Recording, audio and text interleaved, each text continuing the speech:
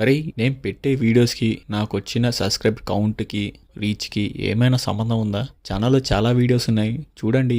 Movies గురించి discussion ఉన్నాయి, reviews ఉన్నాయి. సో మరిన్ని కంటెంట్ కావాలంటే సబ్స్క్రైబ్ చేయండి. నేను కూడా చాలా వీడియోస్ చేద్దాం అనుకున్నా కానీ రీచ్ సరిగ్గా లేదు. సో మెల్లమెల్లగా వీడియోస్ అప్లోడ్ చేస్తున్నా. అట్లీస్ట్ కొన్ని వీడియోస్ అయినా పుష్ అవుతాయని. Is movie of 8 Vasanthalu Netflix లో స్ట్రీమ్ అవుతుంది. Telugu movie. Regular commercial template movies కాకుండా ఇది కొంచెం యూనిక్ అటెంప్ట్ అని చెప్పొచ్చు. ఒకసారి మనకు అనిపిస్తుంది ఎంతసేపు ఈ రొటీన్ సినిమాలే కాకుండా ఒక లేడీ ఓరియంటెడ్ మూవీస్, మంచి స్ట్రాంగ్ ఎమోషనల్ ఎక్స్ప్రెస్ చేసే మూవీస్ ఉంటే బాగుంటుంది అనిపిస్తుంది. సో అట్లాంటి మూవీనే ఈ 8 వసంతాలు. ఇది ఒక అమ్మాయి కదా, 17 ఇయర్స్ నుంచి తను ఫేస్ చేసిన సినారియోస్, సిచ్యువేషన్స్, తన నిజమైన ప్రేమని తెలుసుకోవడానికి 8 వసంతాలు పట్టింది. అంటే 8 సంవత్సరాలు ఎలా పట్టింది, తర్వాత ఏమైంది అనేది యాక్చువల్ స్టోరీ. సో ఓవరాల్ గా బాగుందా మామ, ఏంటి సిచ్యువేషన్ ఏంటంటే, ఇది మైత్రి మూవీ మేకర్స్ ని అడగాలి. సినిమా ఎందుకు తీసారో ఏంటో అర్థం కాలేదు నాకైతే. ఇది 8 వసంతాలు కాదు, 8 యుగాలని పెట్టాల్సింది. అంత లాగ్ ఉంటుంది సినిమాలో ఫస్ట్ హాఫ్ నుంచి క్లైమాక్స్ వరకు. ఇది ఒక సీరియల్ కంటెంట్.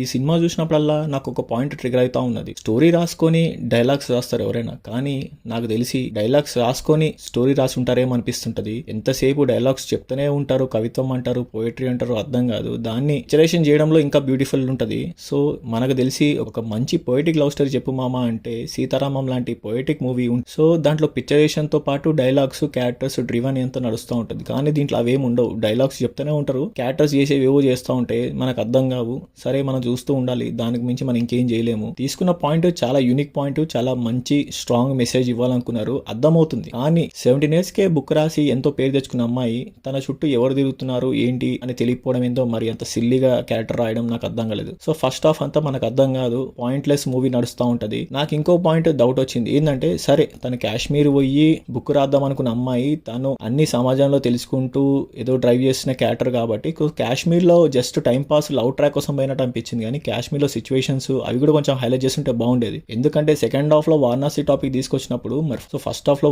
మన కాశ్మీర్కి వెళ్ళినప్పుడు అక్కడ ఉన్న సిచ్యువేషన్స్, సినియాస్ గురించి కొంచెం పాయింట్స్ తీసుంటే బాగుండేది. మరి అక్కడ తీయలేదు. కానీ వారణాసిలో ఆ సీన్ పెట్టడం ఏందో నాకు అర్థం కాలేదు. సెకండ్ హాఫ్ కి వస్తే అది ఇంకా పాయింట్లెస్ ఉంటది మూవీ.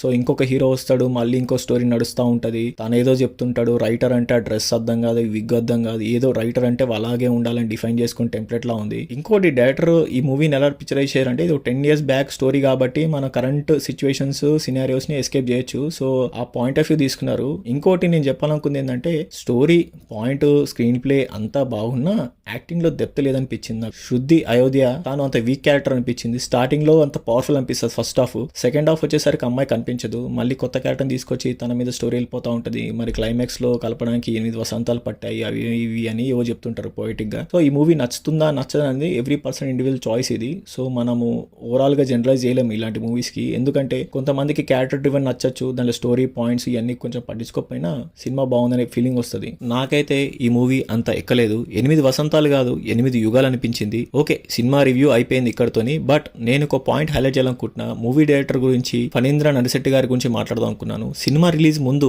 ఒక ఇంటర్వ్యూలో తను మాట్లాడుతూ, సినిమా ప్రతి ఒక్కరు చూస్తున్నారు, చూసిన వాడు నచ్చినట్టు సోషల్ మీడియాలో పోస్ట్ చేస్తున్నారు, అసలు వాళ్ళకి క్వాలిఫికేషన్ ఉందా, వాళ్ళకి అర్హత ఉందా అని మాట్లాడారు. ఓకే, దాని గురించి మనం డిస్కస్ చేద్దాం. సినిమా బాగుంది బాగలేదు అని చెప్పడానికి అర్హత కావాలా? మూవీ అనేది ఒక ఎంటర్టైన్మెంట్ మీడియా లాంటిది. ఒక ప్రేక్షకుడికి తను డే టు డే లైఫ్ లో ఎన్నో హడల్స్, ఏవో పొద్దు నుంచి సాయంత్రం దాకా పని చేసుకుంటూ నచ్చిన జీవితాన్ని గడుపుతున్నప్పుడు మధ్యలో ఒక ఎంటర్టైన్ మీడియా లాంటిది ఈ మూవీస్ అనేవి. సో తనకు నచ్చిన టైం అప్పుడు నచ్చిన మూవీస్ చూసుకుంటూ, కామెడీ చూసుకుంటూ, తనకు నచ్చింది ఏదో చూసుకుంటాడు. నచ్చిందా నచ్చలేదా అని చెప్పే క్యాపబిలిటీ ఆడియన్స్ కు ఉండదా? ప్రతి ఒక్కరు మూవీస్ చూస్తున్నారు.